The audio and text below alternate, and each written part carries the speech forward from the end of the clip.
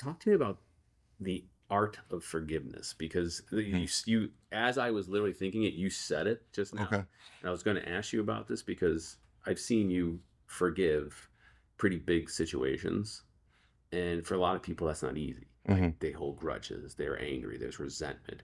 What does the John Fairclough art of forgiveness look like?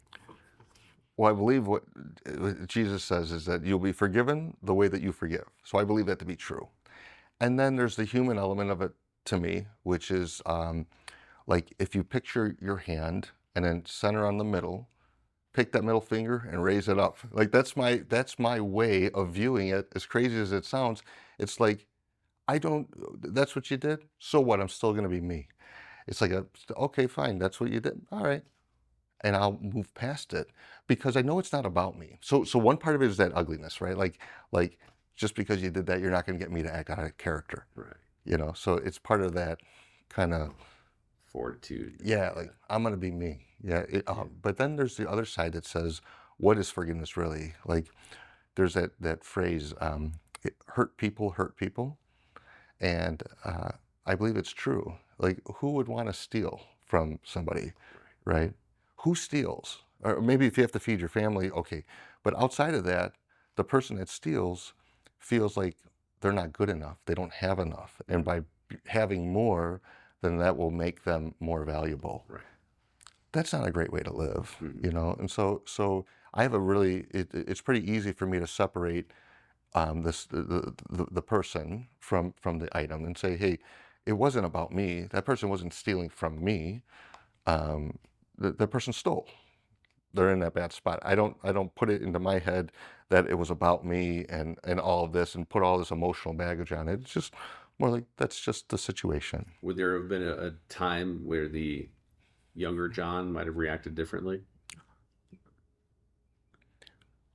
Great question. So yes, in some situations, but no in others. I always lived in somebody else's home, or I should say, from 11 on, I lived in different people's homes, not my home. And so to put aside what I thought to be able to maintain stability. Like if I would fight with one of my aunts, she would throw me out. So I didn't want to get thrown out, right? And if I didn't have a place to stay or whatever. So there was a bunch of things that happened around that I would kind of go along to get along. Mm, And it really like those situations with some family members and things really shaped me. Now I love my family. They took me in and were able to help put a roof over my head. But there was some damage done to me in those scenarios. yeah. There wasn't a whole lot of stability. And so when you're asking about the younger version was keenly aware of when it would be too disruptive, right? For me to move in a different direction or to say something.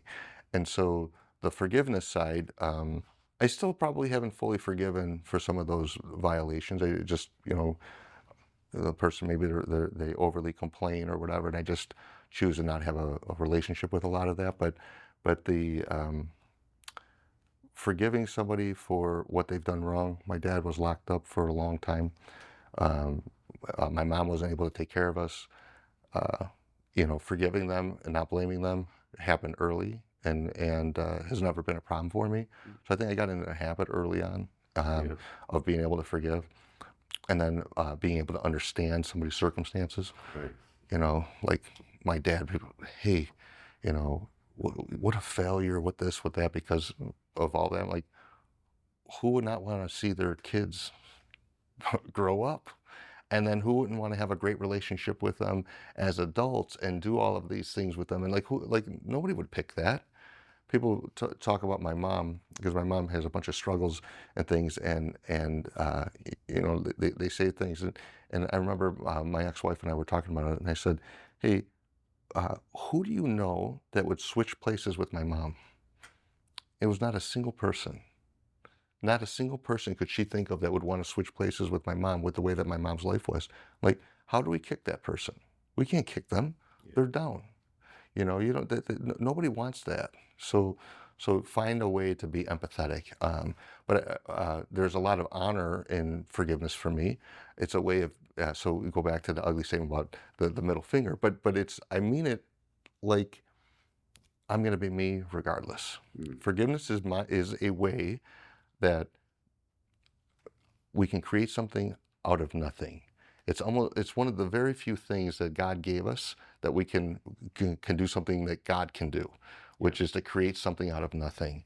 And so if you've wronged me and I come back and say, hey, I forgive you, I want you to know that you're more important than that, than how I felt here. And so I want to let you know that, help them move forward. I mean, what a beautiful thing. I mean, it just takes tremendous, like, I don't know what to say. Like, you got to really be able to let stuff go and not get sucked into the revenge and the anger that can come along with getting burned and, somebody breaking your trust. Sure. Yeah. Well, I don't know how you do it. well, you have to value. That's what I'm saying about valuing that honor Yeah. of yourself. Like, so I'm not saying that everybody should forgive like me. I'm saying you should forgive to the level that you're capable of forgiving in a healthy way. Right. But if the forgiveness is going to be unhealthy for you, I don't think that you should forgive that way if it's going to be unhealthy. Yeah. But work on why it would be unhealthy. Why can't you find a spot that person that's hurting you is hurting really bad? And if you want to inspire, like if you believe in in hope, are you hopeful that they're going to move past it? So the Catholic definition of love is really interesting, because it means that you have to see the good in another person. And if you don't see the good in another person, right, are you really loving them? Right. And then there's things that they have that are not good, and they haven't obtained those yet. Are you hopeful that they're going to get them? And so when I'm forgiving somebody, they don't. Let's say that there's something that's off in there. How do I convey my hope?